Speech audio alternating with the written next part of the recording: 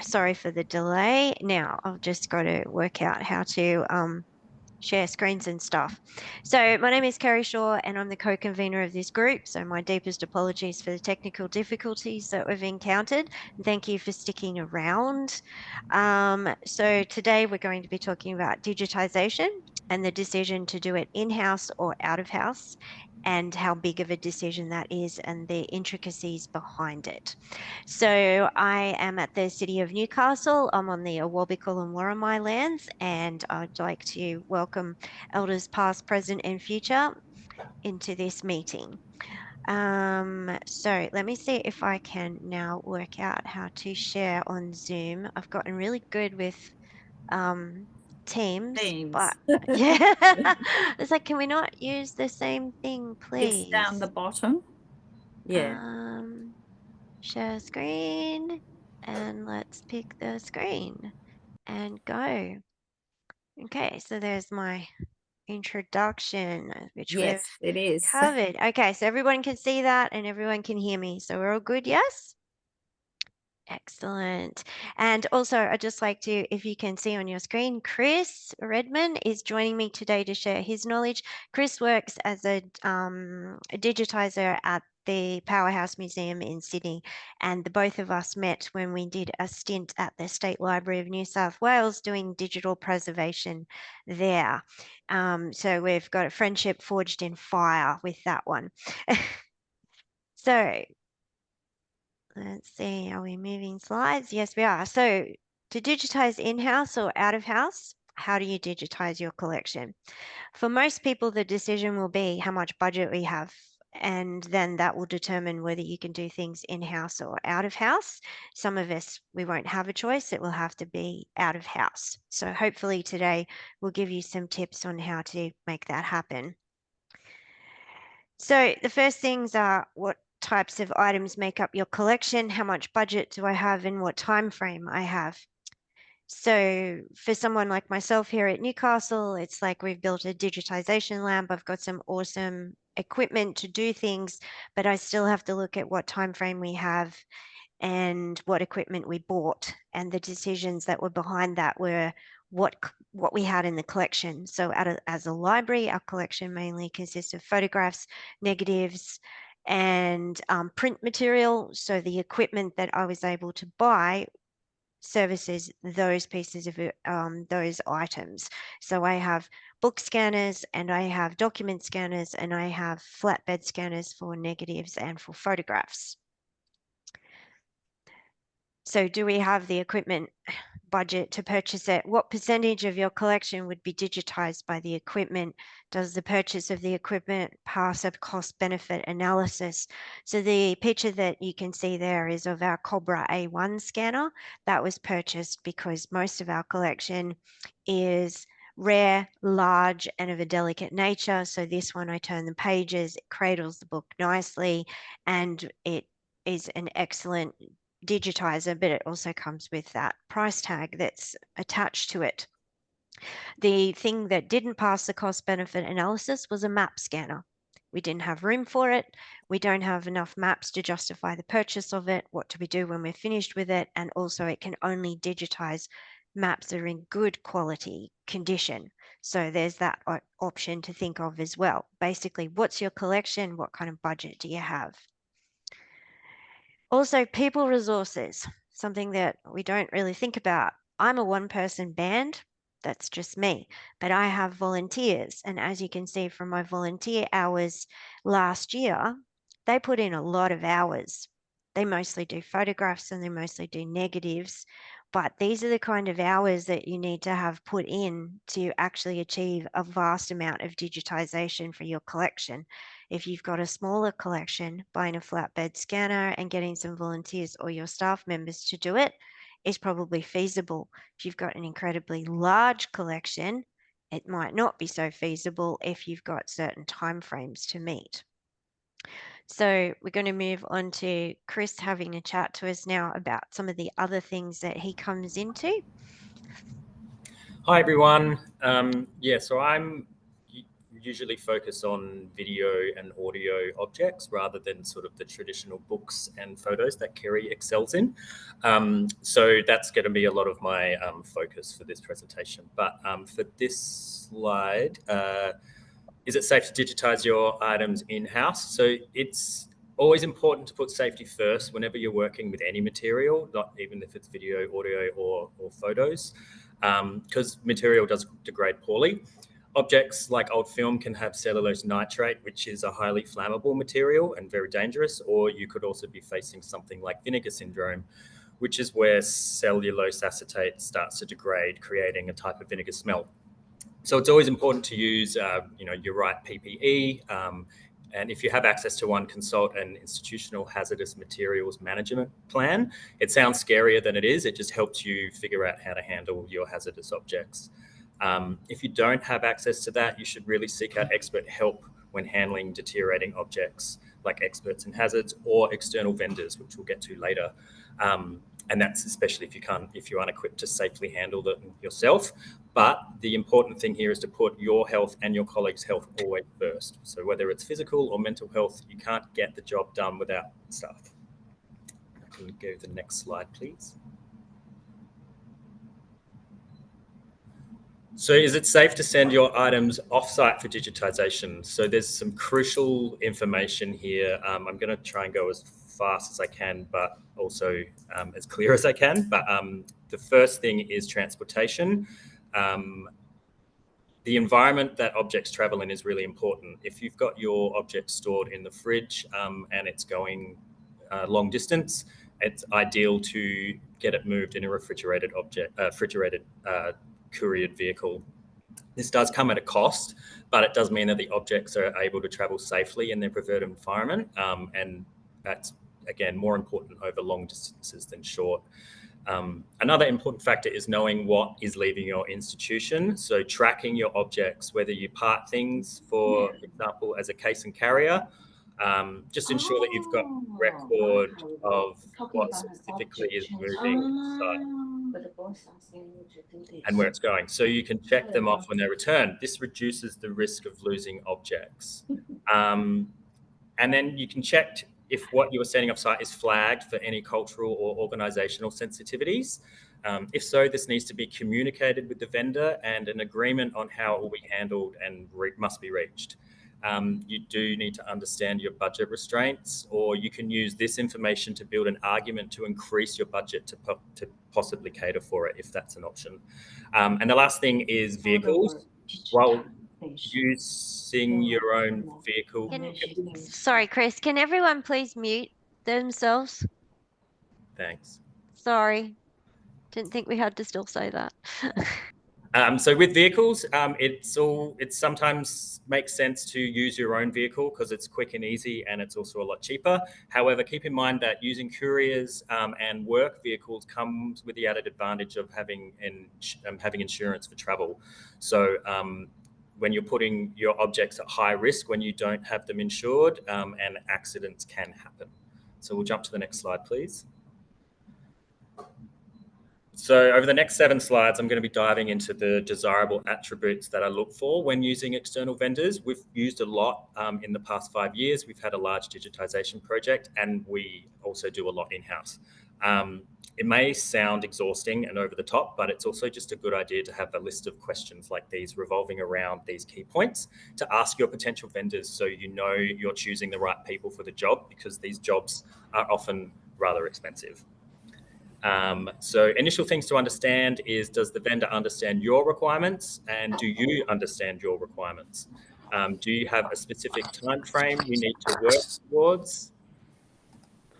And can the vendor accommodate this? For pricing, is the vendor competitive? It's also a good idea to shop around, and you may be surprised at the difference in scale on pricing as well. Does your institution have any specific requirements that you need to adhere to? And before contacting a vendor, again, it's good practice to come prepared with all of your questions and project requirements, so the vendor can then know if they're right for the job, and also prepare a very decent quote that's indicative of the project. Next slide, thanks.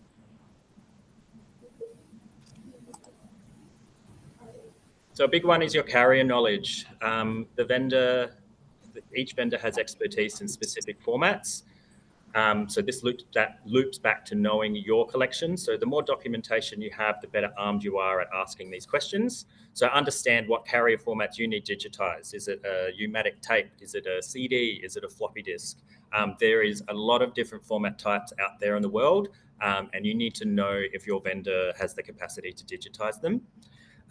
Ask them if they have professional grade decks, if they use signal processing tools and time-based correctors. These are really important in receiving an archival quality digital file at the end of it. And with proper handling and maintenance, you should always check to see how often their machines are maintained, whether they're aligned, and how often they're cleaned. Because they're old machines, they're prone to failing quite regularly, so it's good to keep these things up to date. And it's a good question to ask. If they don't know the answer to that question, it's probably a good idea not to use them. Next slide, please. So we're moving on to formats now. So can they deliver preservation standard formats?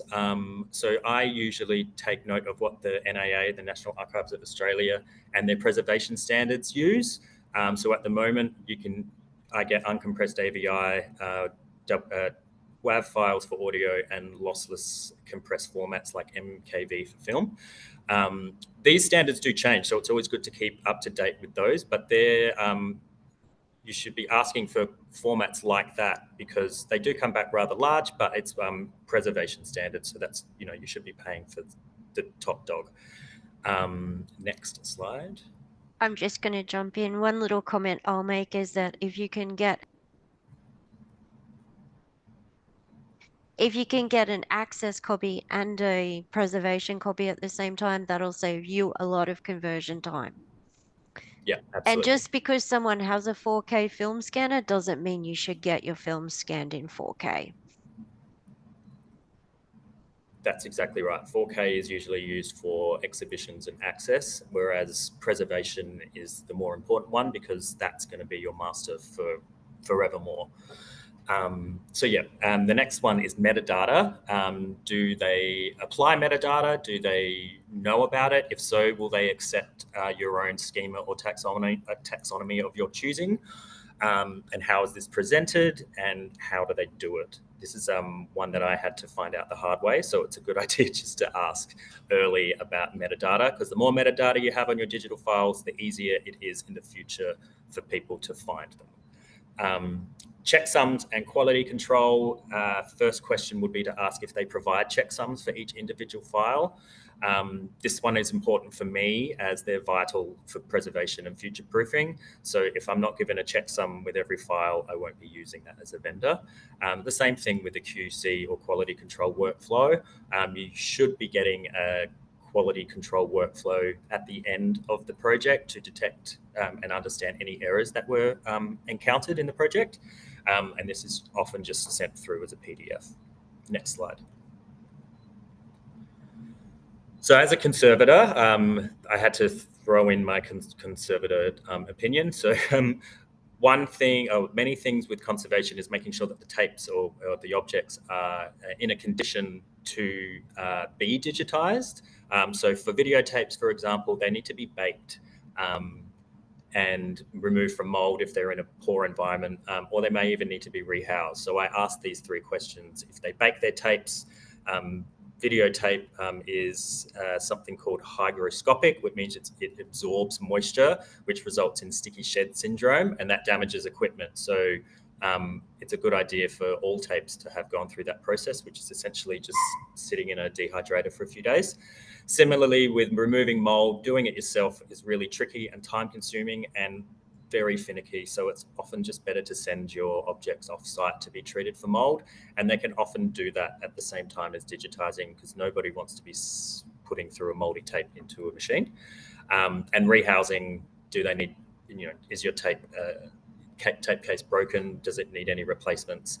Again, all of this comes at an extra charge, but it's good information to know how much things are going to cost if you are unable to do it yourself. The documentation is also really important. You need to understand every stage of the process of digitisation. So if any issues are encountered, perhaps they weren't able to digitise something for whatever reason, you need to know that information if you're asked down the track why that wasn't done. And how you receive your digital files. Is it something that you need to provide them, whether it's a hard drive or digital transfer, or is it something that they prefer you to purchase through them? Another question you need to think about. Next slide, thanks. Naming conventions. It's a good idea to come up with some sort of naming convention that's consistent throughout the organisation that you're in. Otherwise, it'll be really hard to keep track of things. And that also includes ingestion into DAMs as well. Ask them if they have any advice on that, or if you have your own, just tell them what your file names are going to be called. Secure handling and transport is a big one. So how do they manage the shipping, storage and security of everything while it's being digitized? You need to know that your objects are safe wherever they are. And again, how you're receiving those digital files back. Next slide.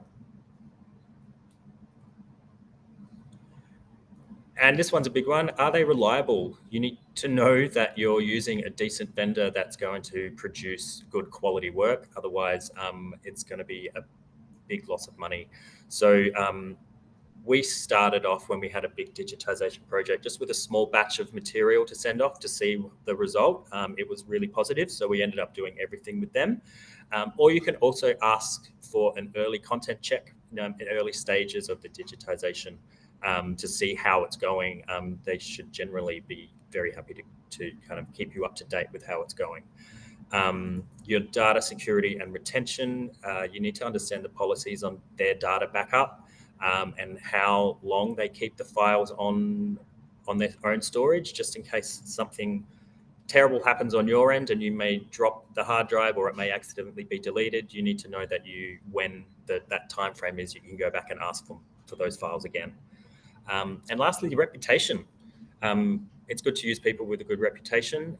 You need to know if they have experience with museums or archives or heritage institutions in general. Do they follow specific standards that you abide by? And are there any testimonials that you can read or possibly contact separately to find out people's actual opinions on the job?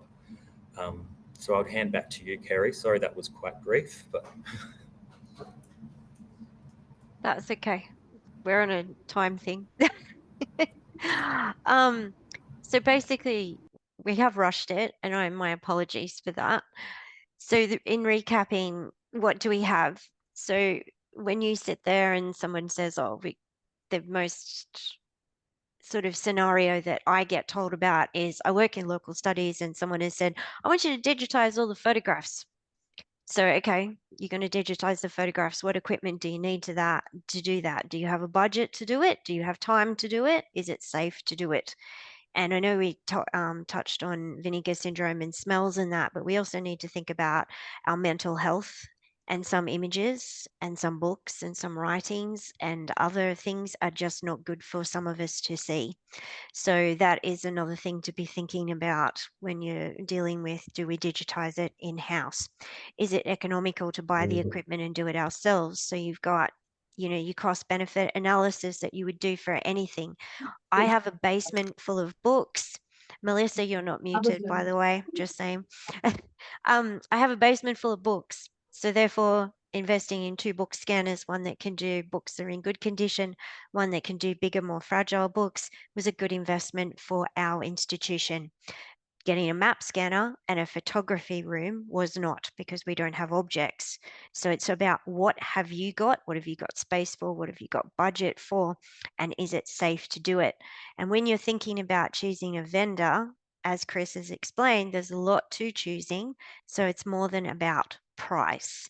So does the institution meet your needs? When we were looking at book scanners and whether it was viable to get a book scanner or to outsource it, I had 2 out of the 4 vendors tell me that they would cut one series of books in half because that was the only way it was going to be digitized.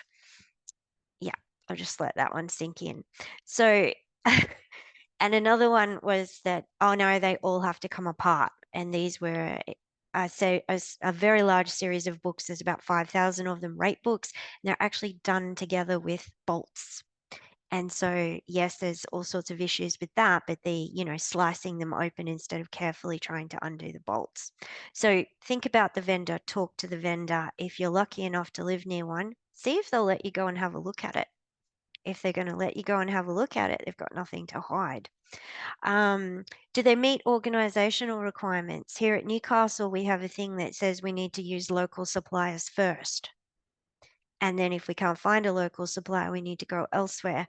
So think about organizational requirements as well, that you might have a similar policy. Think about that as you're working away. I have a local guy who does my films. He has a film scanner in his lounge room.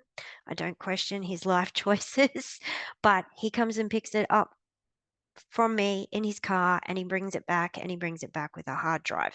So it's local, and I know that the transportation is nice and safe. So also timeframes. If you've got a time frame, you need to communicate that very, very clearly, because, for example, my film guy, he can have my stuff for up to 6 months. That's not a problem for me, but it could be a problem if you need that back in time for an exhibition, or you have a deadline because the budget needs to be expended by the 30th of June. We've all had those. Checksums, that comes into the digital preservation world, which some of you may know about and some of you may know about over here somewhere. But yes, if they can provide checksums, that's even better. And then how do you receive the files? The easiest way is a hard drive. Don't forget to virus check them or have a blocker on that when you get it back. But file transfers over the internet, often, I've got one recently that I've been working with, and it requires an app to be installed on my PC. I can't get IT to install an app on my PC. So think about that as well. Council IT in particular are always very finicky about what's installed on our equipment. So that could bring a problem as well. Document everything so that you can say to your manager, this is why I chose this vendor. We also have another requirement here at council that if it's a one quote person, so I want something digitized, the only person who can do it is this one person, why is there only a one quote on that purchase order? So I have to prove why I've only got one quote. It's a I can't remember, single quote vendor form or something. So there's that as well. I think that's it. I think we're done. And I forgot to put the powerhouse thing on. So if we've got any questions, and we probably do have some questions because that was a lot in a very small amount of time. What have we got? Okay. Yes, Pam, it was a horrific image of shipping crates floating through the ocean, but worse things may have happened during floods and stuff. Yeah, so most councils on one of the questions from Shane is most council in New South Wales are on local government procurement. There's only 2 suppliers, one that catalogues 2. You can get a vendor approved by council, or I can have them approved. So I'm not sure if it's that strict. I mean, I know I can, so I'm presuming other people can too.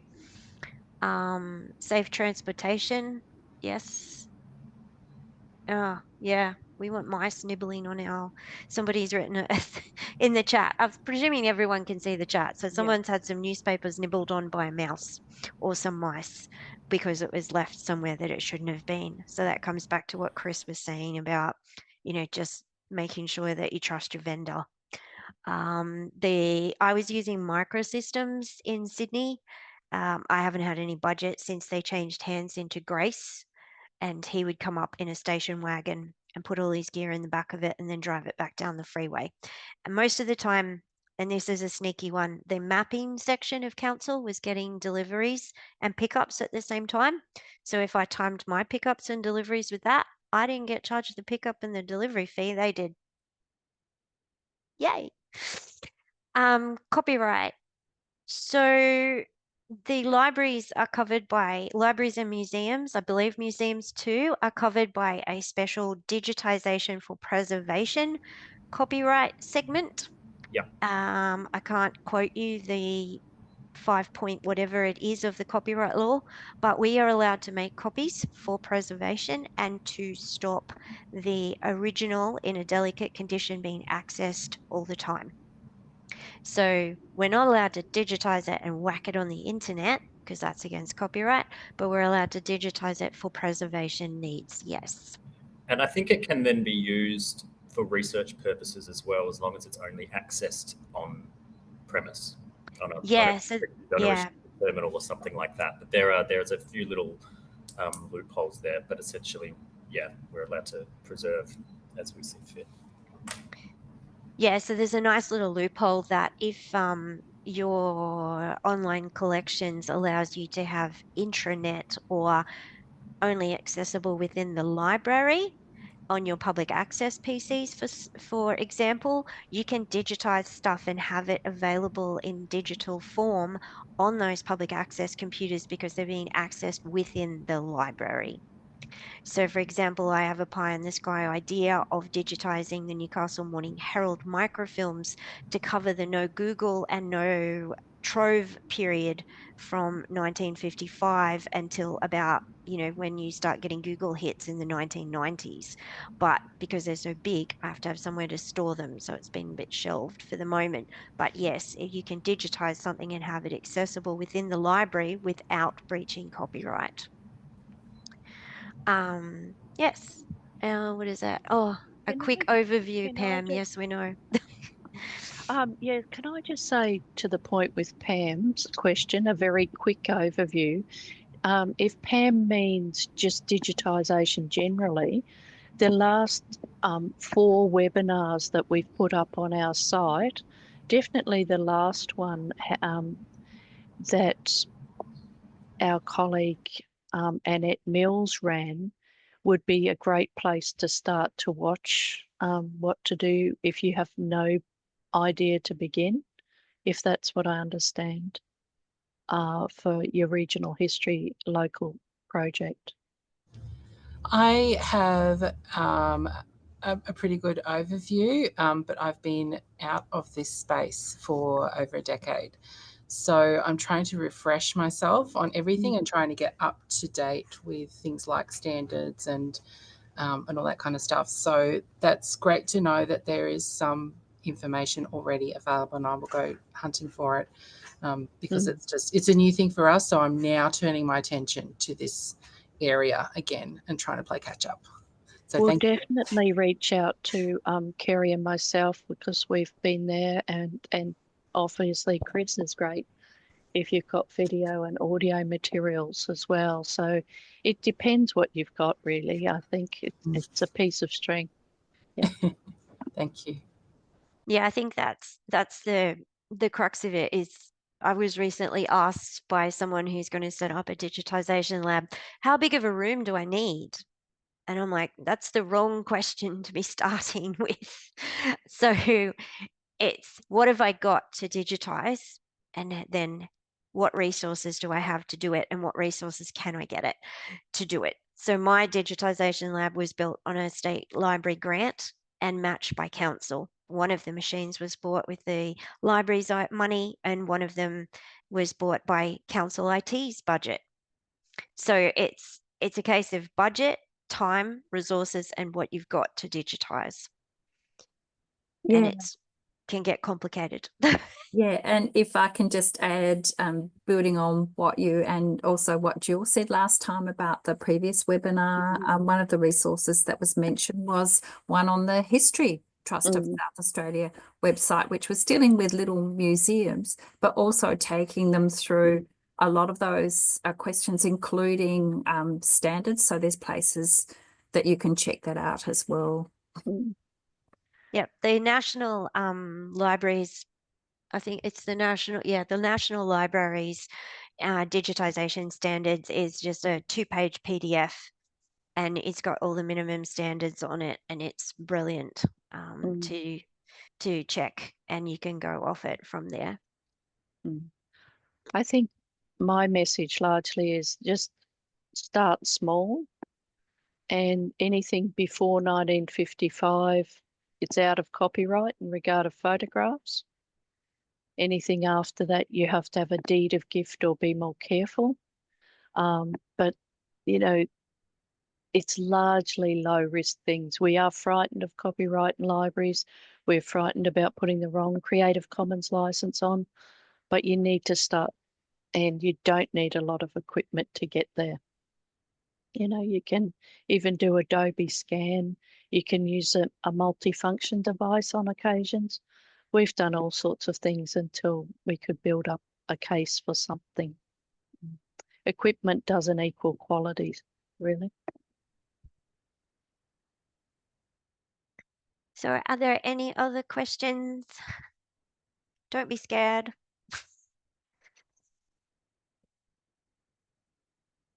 No? I'd like to thank Chris for being very patient with our technical difficulties here today. I'm sure I'll pay for it later. Yes. And Yeah, looking thank at all, you.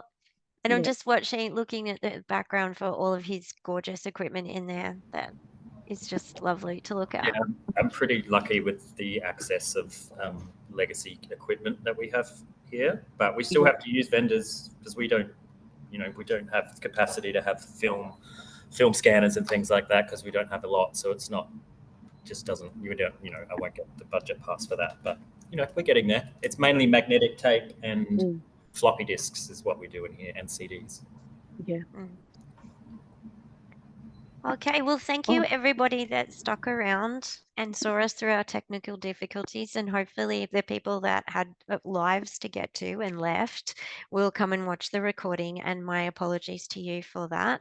And hopefully our next webinar will start a little smoother. Thank you for everybody's help to getting this going today. And please just check out our group page through the ALIA, and feel free to shoot us any questions. Okay, thanks everybody. Thank you.